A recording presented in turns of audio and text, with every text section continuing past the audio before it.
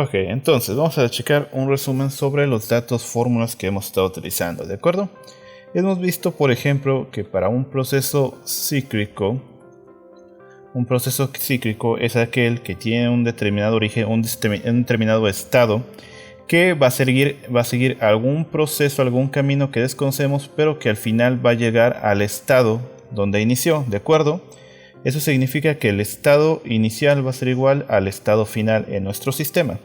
De manera que como regresamos donde estábamos a las mismas variables de inicio, los cambios van a ser igual a cero. ¿Qué significa esto? Que el cambio de temperatura, así como el cambio de presión, así como el cambio de volumen, así como el cambio de la energía interna o el cambio de entalpía, todos van a ser igual a cero debido a que regresamos a las mismas condiciones, ¿de acuerdo? No obstante, la cantidad de calor, así como la cantidad de trabajo realizado, no necesariamente van a ser iguales a cero. Santa madre con esto de completar.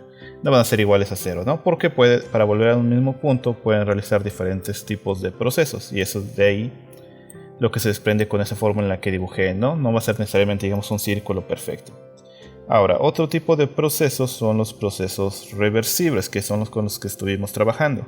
Y en el caso de los procesos reversibles son los que nosotros tenemos un determinado estado de nuestro sistema y nosotros podemos realizar cambios, en este caso, infinitesimales, ¿de acuerdo? Infinitesimales. Estos son cambios infinitesimales, ¿de acuerdo? Que hacen que siempre, rápidamente, al hacer este cambio, el sistema otra vez retorne al equilibrio. Por lo tanto, estos cambios que son muy pequeños nos ayudan a no salirnos del equilibrio de nuestro sistema. Y para ello, en estas ecuaciones recuerden que nosotros calculamos el trabajo como menos el P por el diferencial de V, o sea, presión por diferencial de volumen.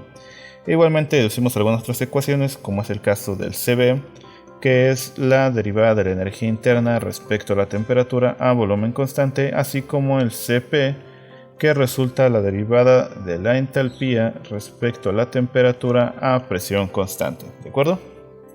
Entonces, como vean, es importante tener presente para saber qué ecuaciones usar, ¿no? Igualmente, checamos lo que era el proceso isotérmico.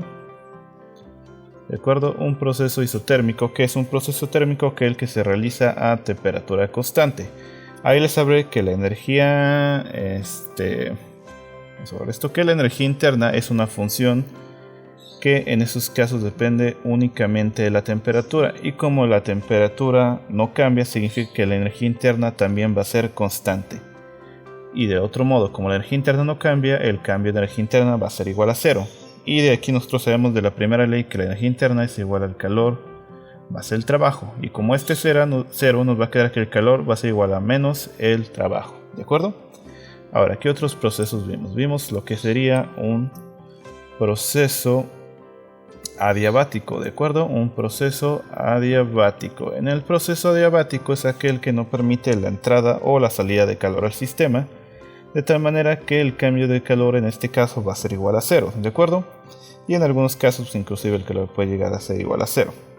Entonces, para cuestiones adiabáticas, pues ya estuvimos chequeando algunas ecuaciones que también son de vital interés, ¿no? En este caso vimos cómo deducir la siguiente ecuación, PV, y este factor de gamma era un factor muy importante que nos hablaba de la relación CP sobre CB. Todo esto para la cuestión de gases perfectos, claro está, ¿de acuerdo? Esto es algo muy importante. Por igual también checamos lo que era el proceso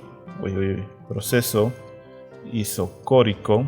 Un proceso isocórico. ¿Cuál es el proceso isocórico? Es aquel que se realiza a un volumen constante. Entonces, como en el proceso isocórico se realiza un volumen constante, normalmente nuestra gráfica de P contra V va a tener esta forma, ¿no? No contiene un área y por lo tanto el trabajo va a ser igual a cero. Y el calor a volumen constante termina siendo justamente el cambio de la energía interna, ¿de acuerdo? Ahora, otro más que por ahí estuvimos viendo, vaya, es en este caso el proceso isobárico, ¿no? Que es uno de los más sencillos para trabajar. Un proceso isobárico. ¿De acuerdo? ¿Qué tiene de especial ese proceso isobárico? Grábense estos nombres. En este caso el isobárico es que se realiza a presión constante. En este caso, en nuestra gráfica de P contra B, es algo así, de tal manera que se forma una área bajo la curva y por lo tanto ahora sí tenemos un trabajo que esto normalmente está dado por P delta B. Y el calor a presión constante resulta totalmente como el cambio de la entalpía. Entonces todo esto es un resumen de los procesos vistos y algunas de las consideraciones a tomar en cuenta a la hora de resolver un problema.